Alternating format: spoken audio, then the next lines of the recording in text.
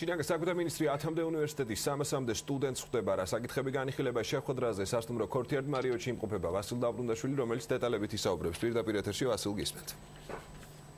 საღამოშვიდობის სოსოვიდრე დღევანდელი შეხვედრის ოფიციალურ ნაწილზე ვისაუბრებდეთ, მანამდე გთავაზობთ შინაგან საქმეთა მინისტრის ირაკლი ღარიბაშვილის განცხადებას, რომელიც მან რამდენიმე წუთის წინ გააკეთა. ირაკლი ღარიბაშვილი გამოიხმაურა საქართველოს პრეზიდენტის მიხეილ სააკაშვილის გუშინდელ განცხადებას. ქრონიკის მაყურებელს შევახსენებთ, რომ საქართველოს პრეზიდენტმა გუშინ განაცხადა, რომ დაფიქსირდა საპატრულო პოლიციის მხრიდან ქთამის აღების პირველი შემთხვევები და სწორედ ამ განცხადებას ეხმაურება შინაგან საქმეთა მინისტრი. მისი თქმით, ეს არის აბსურდული განცხადება და ამ განცხადებით შეურაცხყოფილია შინაგან საქმეთა სამინისტროს თითოეული თანამშრომელი. დღესვე შინაგან საქმეთა მინისტრი ირაკლი ღარიბაშვილი გამოვიდა ახალი შეთავაზებით და მან მოუწოდა ოპოზიციას და ასევე საზოგადოებასაც, რომ იმ შემთხვევაში თუ დაფიქსირდება პატრულის მხრიდან ქთამის აღების ნებისმიერი შემთხვევა, დაუყოვნებლივ ეცნობა შინაგან საქმეთა სამინისტროს შესაბამის უწყებებს. ძალიან სამწუხარო კიდევ ერთხელ ვიმეორებ, რომ მთლიან სამინისტროს თანამშრომლები არიან უაღრესად შეშფოთებულები პრეზიდენტის გუშინდელი განცხადების თაობაზე. ვინაიდან ჩვენ მიგვაჩნია, რომ მსგავსი რეპუტაციის შემნახავი განცხადებები მიზანმიმართულად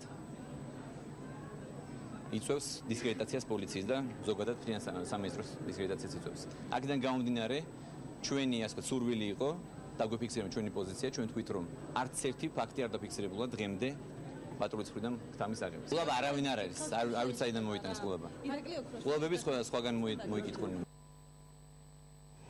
რაც შეეხება დღევანდელ შეხვედრას, რომელიც ამ წუთებში სასტუმრო ქორთიარდ მარიოტში მიმდინარეობს, შინაგან საქმეთა მინისტრი ხვდება 10-მდე უნივერსიტეტის 300-მდე სტუდენტებს და როგორც ღარიბაშვილმა შეხვედრის დაწყების წინ განაცხადა, ამ შეხვედრაზე ის გააცნობს 2013 წლის სამოქმედო გეგმებს და სტრატეგიას სტუდენტებს.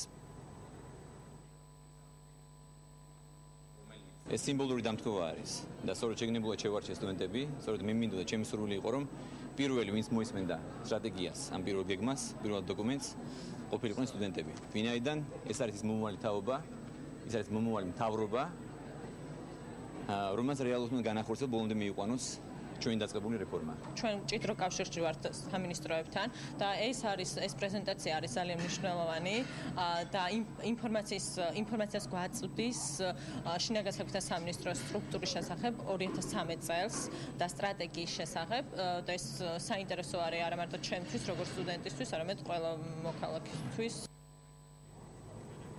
შეხვედრა ქორთიარდ მარიოტში 1 საათზე მეტია მიმდინარეობს და ის ამ წუთებში კითხვა-პასუხის რეჟიმით გრძელდება. დიდი მადლობა ვასილ დაბრუნდაშვილის საუბრობდა პირდაპირ ეთერში.